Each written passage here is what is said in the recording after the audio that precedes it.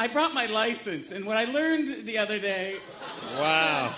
...is that they won't ask a man to take a toupee off at the light. Wow. Wow. That's really my license. Wow. Isn't that nice? Wow. Yeah, it's like a metallic toupee. Wow. It costs $14.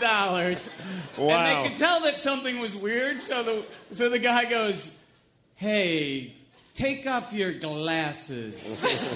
So I took them off, and that's why I'm kind of laughing. But this all started with my daughter, because my daughter went in there and waited 40 minutes and with she had her face all twisted, like a stroke face. Oh, kept it twisted. Yeah, for 40 minutes. And the guy goes, "Smile." She goes, "I am smiling." Right. So her license is pretty fucking cool. Yeah, because you can't... If you're going to go with the stroke face, you need to do it when you walk through the door. Her commitment was that. And then if she gets pulled over... She's got to do it again. Or if she's just trying to get into a club, she's got to do the stroke. Well, but also if she gets pulled over, she can get off, Man, right. just, how fast was I going, And, right. They're going to let her slide. Yeah. I don't usually do the mentally challenged humor. I didn't think... I'm not one of those guys that, I don't think the mentally challenged need to be taken down a couple notches.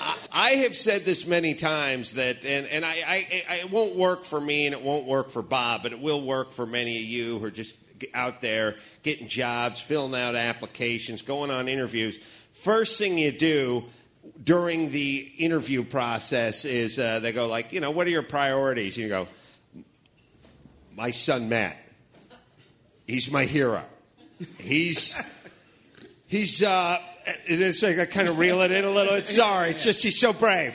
He's so brave. He's so much stronger than I am. And you establish this mythical sort of somewhere between 7 and 11-year-old Matt.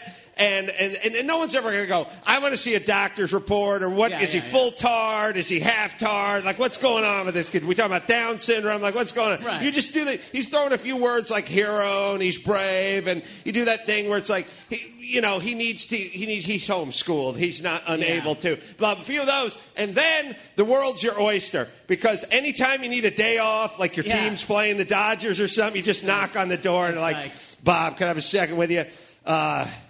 Matt's having a pretty bad day. Oh, no, yeah, for sure.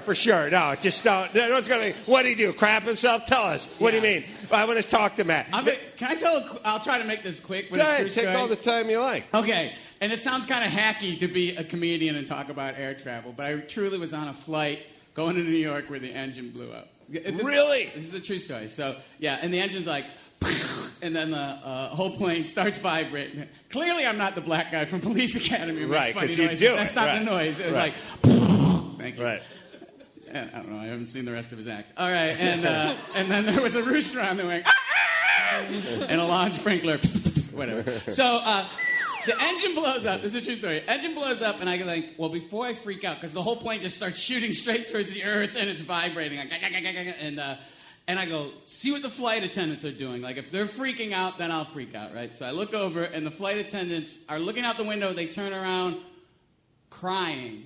Wow. Yeah. Wow. Yeah. When did this happen? This was last year.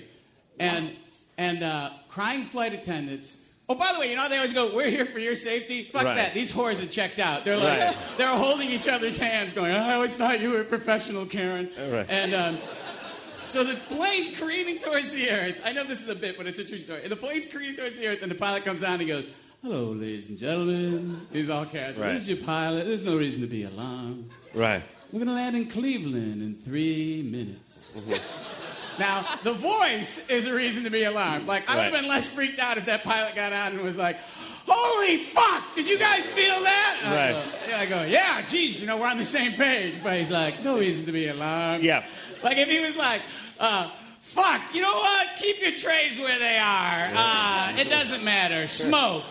Go ahead and smoke. Kiss a stranger. Rub one out in your seat. Because I'm going to try some shit I learned in pilot school. And, look, I don't know. By the way, that is the voice of death. Like, if you were walking down the street, and, we came out of here tonight, and a guy jumps out of nowhere and goes, I'm going to fucking kill you. He's really not going to kill you. That's just some dumb drunk jock that wants his buddies to pull him off you. Right. I'm going to fucking kill you. Calm down, Todd. He is not worth it. But if you walked out of here tonight and a guy came up behind you and went, I'm going to kill you, that fucker's going to kill you, right? Yeah. I'd crap myself right there. I'd be like, No, I know enough to know not to be soothed by the voice of the guy because when they pulled the black box with the flight deck recorder in it from the bottom of the Atlantic 2 years after the plane went in, some of the last conversations the guy was having would be like, Cincinnati, we got both engines out now, so we're preparing for it. And then it goes, he's seeing the fucking Atlantic Ocean coming at him at 500 miles an hour,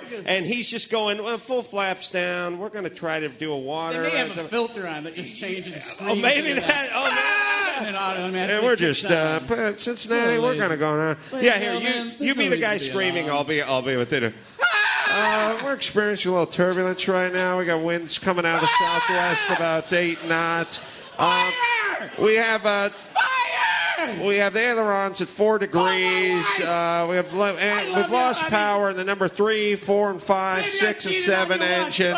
We're going to attempt a water landing right now.